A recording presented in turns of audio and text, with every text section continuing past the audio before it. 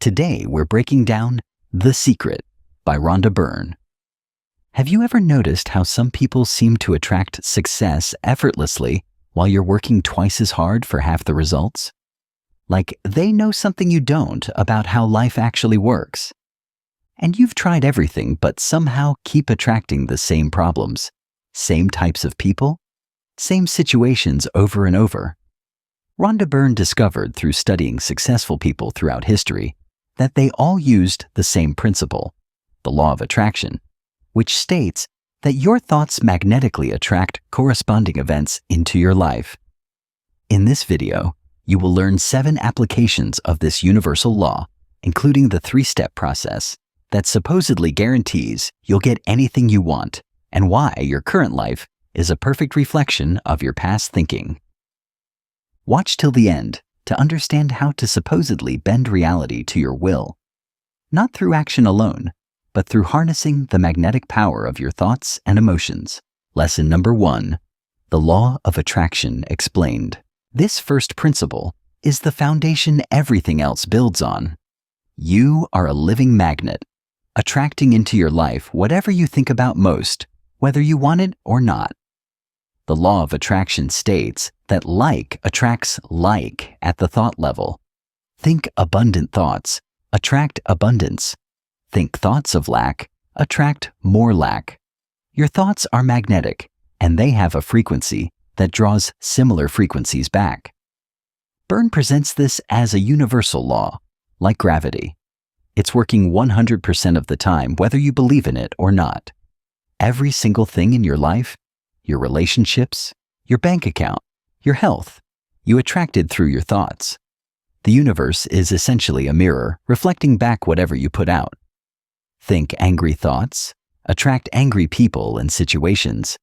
Think grateful thoughts, attract more to be grateful for. You're broadcasting a signal, and life responds to that signal. This isn't just about positive events. According to The Secret, you also attract negative events through negative thinking. Worried about getting sick? You're attracting sickness. Afraid of being broke? You're attracting poverty. Fear of abandonment? You're attracting people leaving. The book claims this explains everything. Rich people think rich thoughts. Poor people think poor thoughts. Healthy people think healthy thoughts. It's not circumstances creating thoughts. It's thoughts creating circumstances. But here's where it gets interesting. You don't attract what you want. You attract what you are.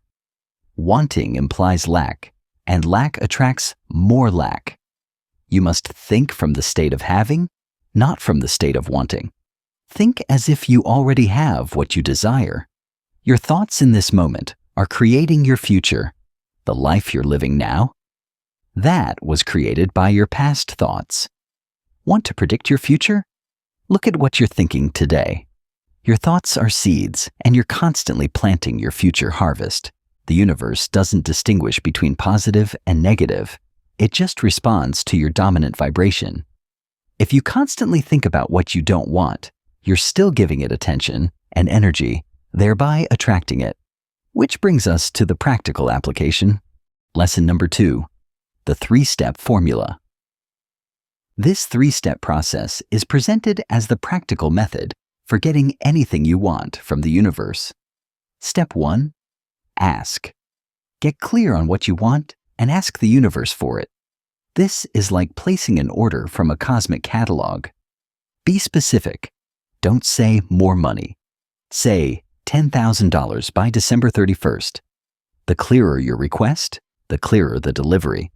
The asking happens once. You don't keep asking. That implies you don't believe you'll receive. You wouldn't order something online, then keep ordering it every day. Place your order with the universe and move to step 2. Step 2, believe. Act, think, and speak as if you've already received it.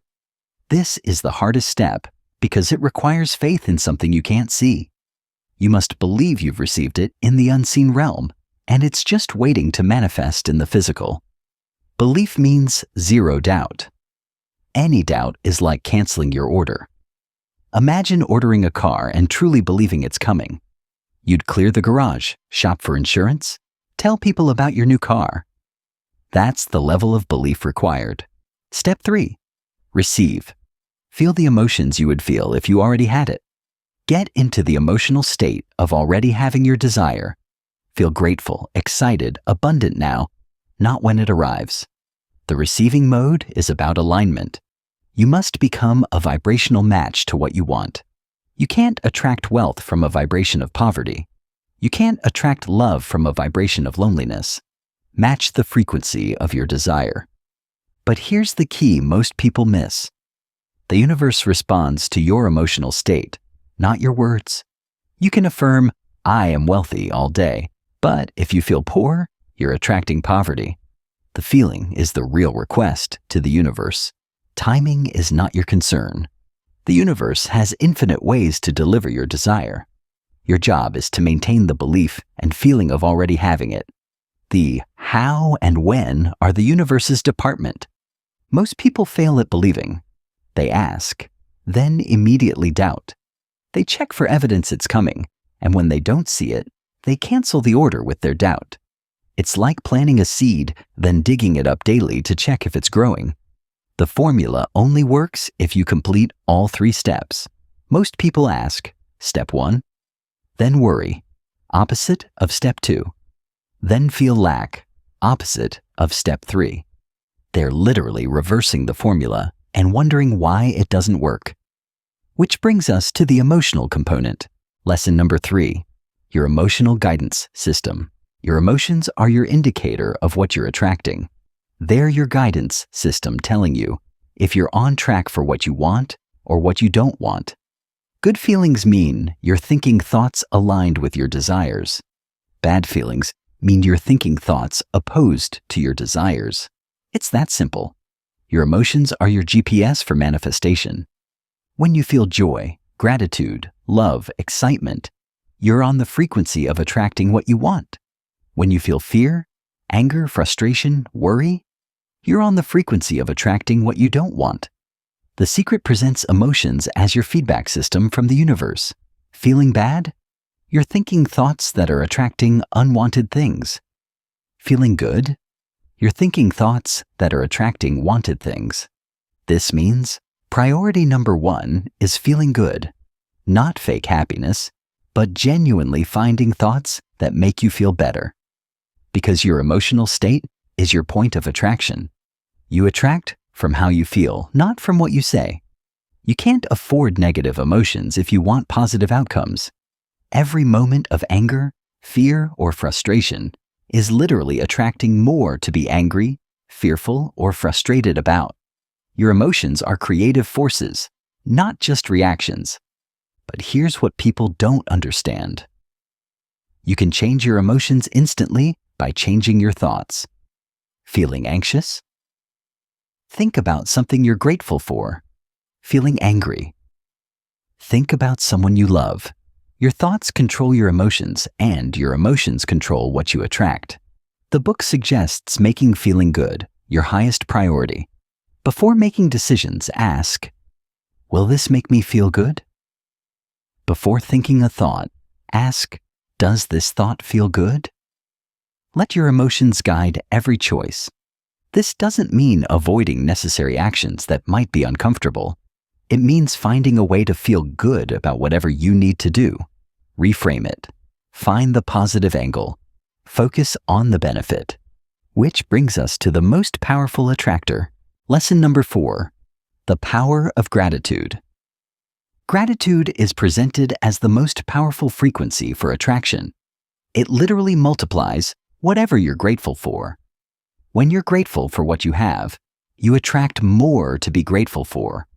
When you're ungrateful, you attract more lack. Gratitude is the frequency of abundance, while complaint is the frequency of scarcity. The book suggests starting every day listing what you're grateful for, not as a nice practice, but as a strategic attraction technique. Every moment of gratitude is literally attracting more abundance into your life. But gratitude for what you don't have yet is even more powerful. Be grateful for the money coming to you. Be grateful for the relationship that's on its way. This is advanced manifestation, feeling grateful for the unseen. Think about it. When you give someone a gift and they're truly grateful, don't you want to give them more? The universe works the same way. Gratitude for what you have attracts more. Ingratitude repels abundance. The book shares stories of people who transformed their lives through gratitude alone. Not by changing actions, just by changing their focus from what's missing to what's present, from complaint to appreciation. Here's the counterintuitive part. When things are going badly, that's when gratitude is most powerful. Can't pay bills? Be grateful for the bills. They represent services you received. Sick? Be grateful for the parts of your body that work. It feels backwards, but supposedly works. Gratitude shifts your frequency instantly. You can't be grateful and negative simultaneously. You can't appreciate and worry at the same time. Gratitude is the reset button for your vibration. The practice. Write 10 things you're grateful for every morning. Feel the gratitude, don't just list them. Then throughout the day, look for more things to appreciate. Make gratitude your default lens. Advanced practice. Be grateful for challenges. They're showing you what you don't want, clarity, and pushing you toward what you do want, motivation. Every problem is actually helping you define your desires more clearly. Which brings us to why effort might be sabotaging you. Lesson number 5. The effortless path. This principle contradicts everything you've been taught. The harder you try, the more you push away what you want. Trying hard implies struggle, and struggle is a frequency of lack. When you're trying hard, you're broadcasting, "This is difficult," and the universe responds by making it difficult. Effort creates resistance. Think about people who seem lucky. They're not trying hard, they're flowing. Opportunities come to them. Doors open easily. They're not forcing, they're allowing. This is living in alignment with the law of attraction. The secret suggests that when you're aligned with what you want, it comes easily. The right people appear, resources show up, synchronicities happen. Not because you're forcing, but because you're magnetized to your desire. Inspired action feels different from forced action.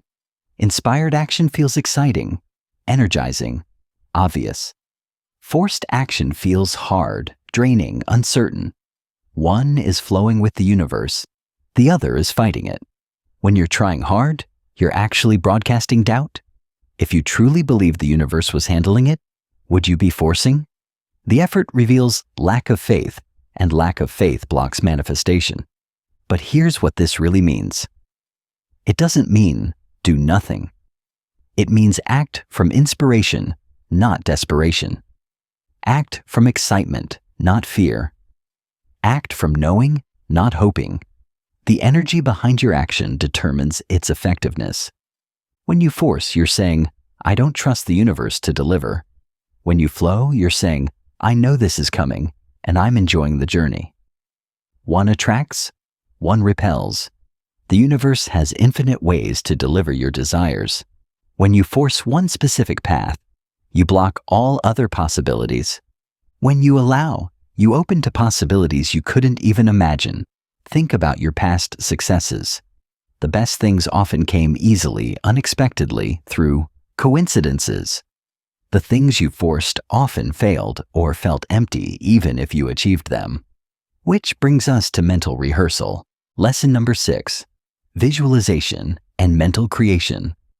This technique is how you supposedly program your future. What you consistently visualize with emotion becomes your reality. Visualization isn't daydreaming, it's conscious creation. When you visualize with emotional intensity, you're literally placing an order with the universe. The clearer and more emotional the visualization, the faster the manifestation. Olympic athletes have used this for decades. They visualize perfect performance, and their bodies follow. But the secret claims this works for everything, not just sports. Visualize wealth, health, relationships, anything. The key is to visualize from the end result, not the process. Don't visualize getting money. Visualize having money. Don't visualize meeting someone. Visualize being in the relationship. Live from the end in your imagination. Make it sensory rich. What do you see, hear, smell, taste, feel? The more real it feels in your imagination, the faster it manifests in reality. Your subconscious doesn't distinguish between vivid imagination and reality. The emotional component is crucial. Feel the joy, excitement, gratitude of having what you want. Visualization without emotion is just pictures.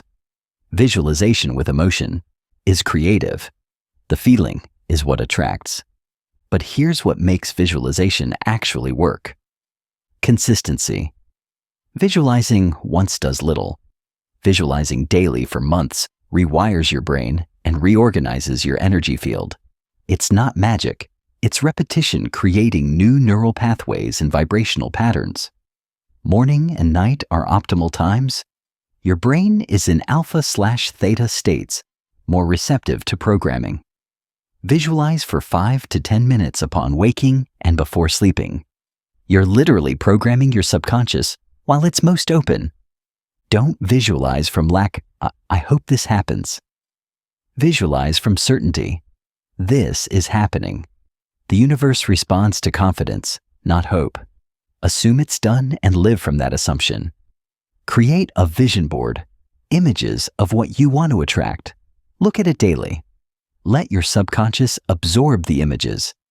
You're programming your reticular activating system to notice opportunities aligned with these images. Which brings us to the ultimate secret. Lesson number 7, you are the secret. The final revelation reframes everything. The secret isn't really about the universe granting wishes. It's about recognizing your own creative power. You are not separate from the universe. You are the universe expressing itself. The power you're asking to help you is you. You're not attracting from outside. You're creating from inside. Every spiritual tradition hints at this. The kingdom of heaven is within. You are God's. Tat tvamasi, thou art that. They're all pointing to the same truth. You are the creative force you're seeking. When you ask the universe for something, you're really aligning with your own creative power. When you believe, you're believing in yourself. When you receive, you're accepting what you created. This explains why belief is crucial. If you are the creative power, then your belief or doubt determines everything. You're not convincing some external force. You're convincing yourself of your own power. The universe responding to your thoughts isn't magic. It's you creating through your consciousness. Your thoughts shape your perception, which shapes your actions, which shapes your reality. But at a deeper level, consciousness itself might be creative. But here's the ultimate insight. If you are the secret, then everything is possible. There's no external authority granting or denying. There's no luck or favoritism.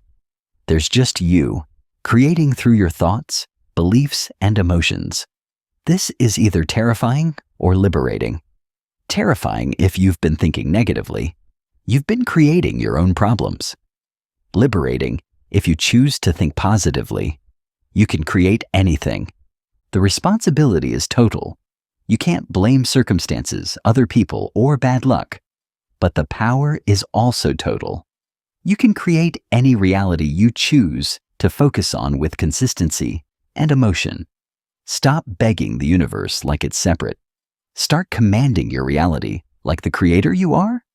Not from ego, but from alignment with your true nature as a creative being. Whether you believe the metaphysical claims or see this as psychology, here's what matters. Your thoughts influence your reality more than you realize. Through perception, focus, and action, you're constantly creating your experience.